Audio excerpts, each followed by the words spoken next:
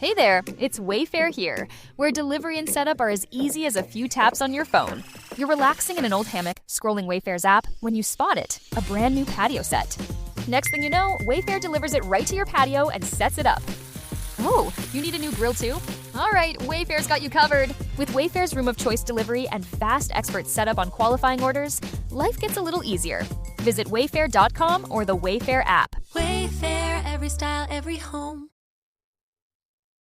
Welcome to Radical Personal Finance, a show dedicated to providing you with the knowledge, skills, insight, and encouragement you need to live a rich and meaningful life now while building a plan for financial freedom in 10 years or less. My name is Joshua Sheets. I'm your host. Today on the podcast, I want to share with you some ideas related to the idea of cost. I want to explain to you why cost is a feature and not a bug. Now, one thing I find interesting about having talked about money for a very long time and having done most of it on the record is I am continually forced to confront my own ideas and ask myself the question of, is this thing that I believe true or not? Is this thing that I have said still true or not true? In the early days of Radical Personal Finance, I was a pretty hardcore advocate of frugality and frankly, fairly extreme forms of frugality, really hardcore on, I remember one of the podcasts that I was just so excited to do was probably like episode 3 or something, where I went through dozens, perhaps even hundreds of ways to save money on everything in your life. And over the years, I have confronted this idea many, many times. The truth that frugality seems to be a pathway to wealth. And yet, as I have gone on, I have seen that frugality sometimes does not work out. And I have had to abandon many of my own frugal ways in exchange for a different philosophy, a different mindset related to money. And I'm sure that that's not been invisible to you. I've talked about this straightforwardly. For example, I do believe that frugality is basically universally true as long as we apply the lens of scale to the questions of frugality. But over the past couple of years, I've spent a lot of time thinking about this statement, that cost is a feature and not a bug. And that's coming from someone who generally doesn't have that many luxury consumption predilections. Like I'm not prone to go after a lot of luxury stuff. I enjoy it, no question. I think we all do, but I don't chase luxury. I'm a fairly simple man. But I've come to believe that cost is actually a feature and not a bug. And let me explain to you the specific example that really opened this up to me. And it has to do with the classic debate of Apple versus Android. Now, I've never really been an Apple fanboy. And I say that as somebody who works daily on 3 or 4 different Apple devices and has probably a dozen or so of them, maybe more by the time I count them all up. But I'm not an Apple fanboy. I don't particularly think that necessarily Apple is better or superior. I just know that years ago, I watched kind of Apple and I watched what they were doing. And I thought, you know what? I think my life would be easier if I switched to Apple. So the time that I actually switched was in about 2013 or 2014 when I started Radical Personal Finance. And at the time, I was researching a lot of stuff related to production, audio production, basically online stuff. And I observed that if there were a piece of software that I was looking for or something that I were particularly interested in, I could just be guaranteed that it was going to be available on Apple. So if I looked up a tutorial or review of how to do something, how to create a podcast, everyone who was creating the tutorial was going to say, here's the piece of Apple software that will work for you. And then they would say, and here's a Windows alternative, or they would say, you could probably search for and find a Windows alternative. And I just kind of recognized, I was like, you know what? My life is going to be easier if I just switch to Apple. So I went and I bought my first Mac. Didn't have an iPhone, didn't have Apple stuff, but I just bought a Mac. And then over the years, I just kept on adding to that stable of possessions. And I realized that my life was indeed easier. And as time went on, I recognized that life was easier and easier. But I've never been a fanboy, and being in personal finance, I have endured many scathing diatribes by my anti-Apple friends and family members talking about what a fool I am for paying the Apple tax. All right, the Apple tax is where you pay a bunch of extra money that you don't otherwise have to pay in order to get inferior performance. And so this goes from paying for memory, right? You're a fool if you go and buy Apple products because you have to pay a bunch of money to get the proper amount of memory that you need in your device. Whereas if you would just buy an Android phone, you could just pop an SD card into the thing. Or you're a fool if you go and you buy an Apple device that has this built-in lightning connector and it doesn't connect with anything else. And you have to have this whole set of standalone cables. And the examples never stop. But what I wanted when I purchased my first Apple product was I wanted something that would just basically guarantee my access to the best tools and software that would eliminate my having to look for and work for anything. And over the years, that paid off handsomely. What I realized over time, which, by the way, is something that has only been enhanced by my own experiences in watching in developing a software company, what I realized was that I was always paying more money for Apple stuff, but that I was getting a better experience and my life was becoming better and I was able to get more done. And the amount of money that I was spending was basically inconsequential as compared to the amount of value, the amount of productivity that I got from the overall move that I made. And let me explain to you now from the other side. As I got involved in developing my Echolingo app software, this little language software company that I'm working to build, I observed that I started researching the marketplace. Right, so we don't yet have a native app that is available for download in the Apple Store or the Google Play Store. We'll get there soon, but we've chosen to wait and perfect the web app. But when you look at these two different stores, you see a wildly different set of affairs.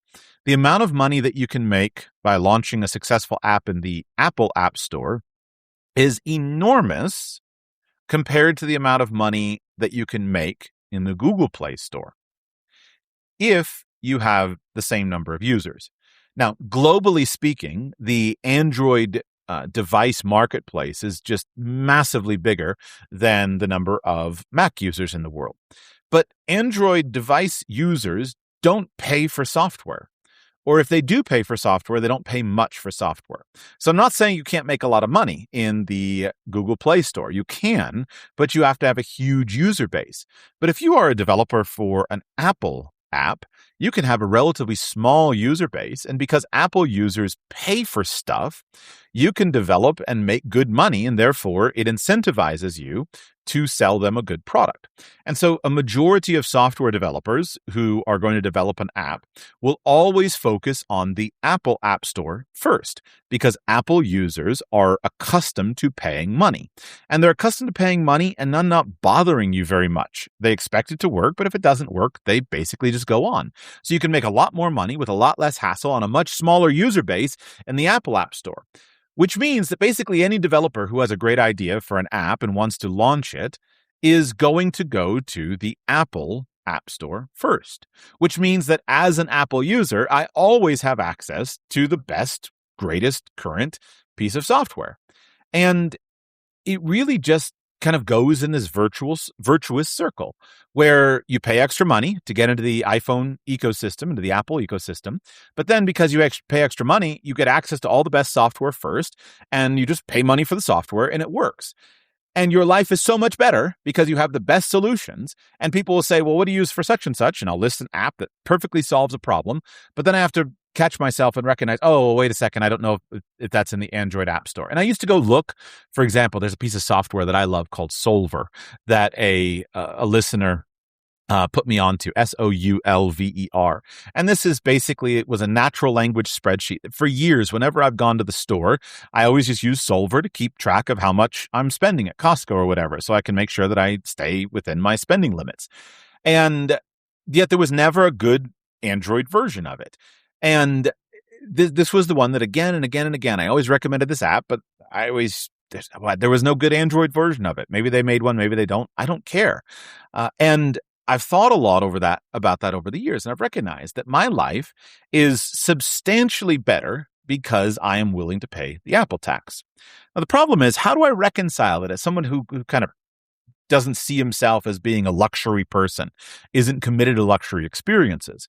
And I realized that the perception that broke people and poor people have of luxury experiences not really being worth it is really just a perception that is often driven by their lack of experience and not by reality. In order to maintain the idea that luxury is all fake, that you're just as well off with something that's expensive versus or something that's cheap versus something that's expensive, you have to believe that rich people are stupid and they're bad with their money.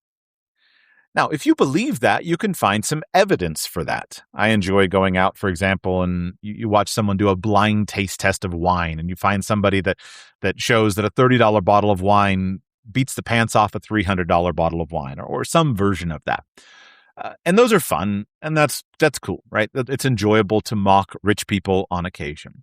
But on the whole, every time I kind of get rid of that way of thinking, and I go into a luxury experience, I find that my life is better. And then as I'm able to spend money and as I'm able to pay for things that are within my budget, I recognize once I make that next step up in consumption that I don't really want to go back. It actually is better. It's not all just fake hedonic adaptation. A lot of times it's true adaptation, and expensive things are often better. Now, I'm going to give you some more examples that I've experienced with my life, and I want to show you how, if you just embrace this mindset, you can actually solve a lot of problems in your life that you can't solve otherwise by not being engaged with luxury spending, because cost really is a feature. But if you see it as a bug and not a feature, you're never going to get more of these experiences in your life. Speaking of luxury experiences, that takes me to the sponsor of today's podcast, which is Nomad Capitalist Live. I will be speaking again at Nomad Capitalist Live this year, November 4th through the 7th, in Cancun, Mexico, which will be nice and more convenient for me and probably also for you. The last 2 years, I have flown to Kuala Lumpur, Malaysia, and spoken there. But this year, the conference is back in the Western Hemisphere. And I'll tell you a quick story on luxury for a moment. Last year, I was at Nomad Capitalist Live, and I was talking with Andrew Henderson. And I told him one of my stories with my own internationalization journey. And it's kind of a perfect example of what I'm talking about. When I started getting involved in the world of internationalization, I spent a bunch of time working on a do-it-yourself plan. I didn't have a bunch of money to go and just hire a consultant. I didn't have enough money to just go and pay for a citizenship by investment. And so I created a plan that I thought was going to be a good frugal option, where I was going to do a variety of paper residency, set up residency, let the clock tick out, and I was going to build this plan over time. And I did it. But man, I was a few years into that process, and I sat back and I started counting the amount of money that I had spent on this whole endeavor to build up a series of backup plans for myself and for my family. And I came to the conclusion that I should not have pursued the pathway that I did pursue. But on the contrary, I should have just gone and spent money and gotten the thing done. I should have just gone and done a citizenship by investment instead of a paper residency. I should have probably just hired an advisor and followed the plan rather than trying to do it all myself. I tried to do the frugal pathway, and I wound up probably spending more money. And it's not just the money, but the time and the hassle associated with it. Now, I've enjoyed many aspects of it. I've had some good adventures to share. But if you are interested at all in having some kind of backup plan, some kind of plan B, in case the country that you're living in goes nuts, in case the political system goes nuts, in case you start getting targeted, in case you need a safe place to live for your family, if the streets aren't safe, if you're just facing some kind of problems, if there's no economic future where you are from, everybody should have some form of plan B. And probably the simplest and best way to do that is just to go to a conference. Nomad Capitalist Live happens to be a convenient version of that. So come hang out with me in Cancun. It'll be November 4th through the 7th. I'll be speaking there. Vicente Fox Quezada, who's the former president of Mexico, will be speaking there. Juan Pablo Escobar, who's the author and son of Pablo Escobar, notorious Pablo Escobar, will be there speaking, as well as a variety of other great speakers. You can check them all out at nomadcapitalist.com/live, nomadcapitalist.com/live. Grab your tickets there. Tickets are on sale at nomadcapitalist.com/live. Come hang out with me. We will be there at a luxury resort. I will be there for the entire weekend, so you can come hang out. It'd be a great chance for us to spend some time together and to mix and mingle with a bunch of amazing guests. Andrew is definitely committed to a luxury experience, and he works hard to make that happen. So please come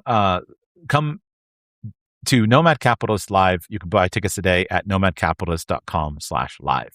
Now, back to the next example. I want to talk to you about things like housing for a moment. Over the years, I've spent a lot of time thinking about housing. And the frugal pathway when thinking about housing is to focus on what is the cheapest way that I can afford a house. And so that might be the smallest apartment. That might be the cheapest, most affordable way to build a house. I find it super interesting that we could build houses for great family houses for $50,000, and yet a lot of times we just don't do it. We wind up spending $300,000 to create an inferior house. So I've done podcasts over the years on housing technology, different building techniques, all kinds of different aspects of it. But if you look at housing and you try to think about what you want, what I have discovered is that the cost of housing is a feature and not a bug. If you go to a place where you can live cheaply, where you can buy a cheap house, what you will wind up doing is not particularly enjoying your neighborhood. Because when you are living in a cheap house or in a cheap neighborhood, that house and neighborhood is now accessible to anybody who can afford those low dollar amounts. And that brings with it a whole host of problems that you don't have to face when you live in a more expensive house in a more expensive neighborhood. Paying more money for a house is a pretty good way for you to be relatively assured of living in a safe neighborhood. Paying more money for a house is a pretty great way of being assured of living in a clean neighborhood, of having a neighborhood with good social order, with good cohesion, with access to higher quality schools, higher quality amenities. All of those things come as an effect, a feature of spending a lot of money for a house. And so when you spend more money for the house, you get the things that you actually want out of housing. And again, it took me years to kind of recognize this error in my thinking, that just because you can go and live in a cheap house or live in a cheap neighborhood doesn't mean you should.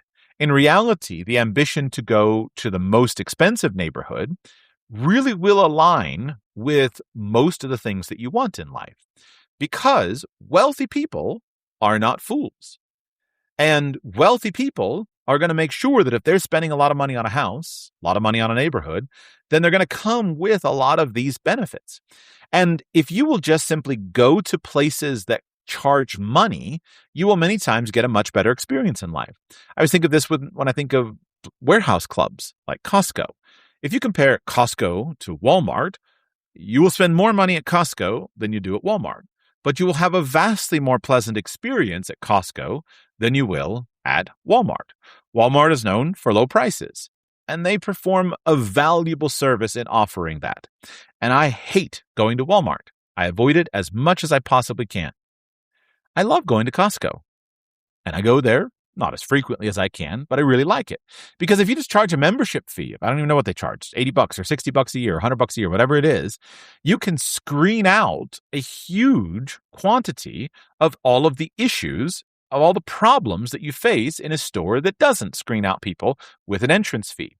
And what's more than that, Costco does a great job of charging more money, and so they sell more expensive products.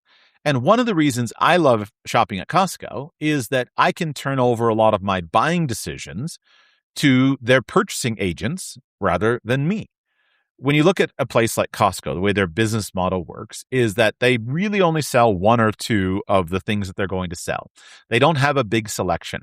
They have some products that are always on the shelves, and of course, they rotate products out seasonally. So when I go to Costco and I see something there for sale that I'm interested in buying, I know that if I buy it, I'm probably getting a pretty good deal on a luxury product, on a well-chosen product. And because Costco moves so much of such a significant volume of product, that I know their purchasing agents have chosen something that is high quality because that's who Costco appeals to. That's who they have as customers. They want to keep their customers happy. So they've chosen something that's high quality, and they've chosen something that presents a pretty good mixture of benefits and features. And for me, this is a great advantage because all I have to do is go to Costco, pay them their membership fee, buy the thing, and I don't have to go and spend a bunch of time researching the marketplace. So the cost of Costco is not a bug, it's a feature. It gives me access to something that is significantly better. Think about this with other forms of expensive consumption items. One place I've noticed this is with regard to ski resorts. I have an interest, kind of an odd interest in what's called good urbanism, right? So good design, good urbanism, walkable cities, walkable neighborhoods, good public transit, all of that kind of stuff. Do you know where you can get all of that built into your lifestyle? It's at a ski resort. If you just go to a ski resort, you will wind up in a beautiful place with beautiful buildings and a beautiful walkable neighborhood. It's an incredible environment. You can just leave your skis and your snowboards out there. Everyone gets along well. There's no fights. There's no problems. You have all of the beauty that you're looking for a high quality neighborhood at a ski resort. It's one of the most pleasant places in the world. And the cost of it filters out all of the chaos and disorder that you have everywhere else. So the basic insight is that cost is not merely a burden, right? It's really not. Cost is a design mechanism. It gives you information. It aligns the incentives of the buyer and the seller well. The seller is incentivized to sell you a great product and to do that in a way that is profitable. It makes sure that when the seller can make money, then the seller has an opportunity to keep quality high. So it protects the quality. If you are paying extra money for a service, right? If you think about the software example, if you're paying monthly for a piece of software, then the incentives of the developer are aligned for the developer to help make sure that the software works well and performs a service in a way that it's not if you're just getting something cheap or free. And so whenever I have a piece of software, I really try hard to find something that I pay for and not to choose something that's free in order to align those expenses. Now, it is true that not every high price will equal high value. So you need to exercise discernment. And you as an individual will have to choose what is worth paying for and what is not. What is worth paying for and what is not for you based upon what you value and based upon where you are in life. But in general, cost is a feature. It's not a bug. Don't treat the cost as the enemy. In many situations, the higher price, is actually the point. So, your ambition should not be to live as cheaply as possible, to spend as little as possible. I think you'll be much better off if your ambition is to be as wealthy as possible so that you can easily and comfortably pay for the higher cost products and experiences that will improve your life. Thank you for listening. I'll be back with you soon.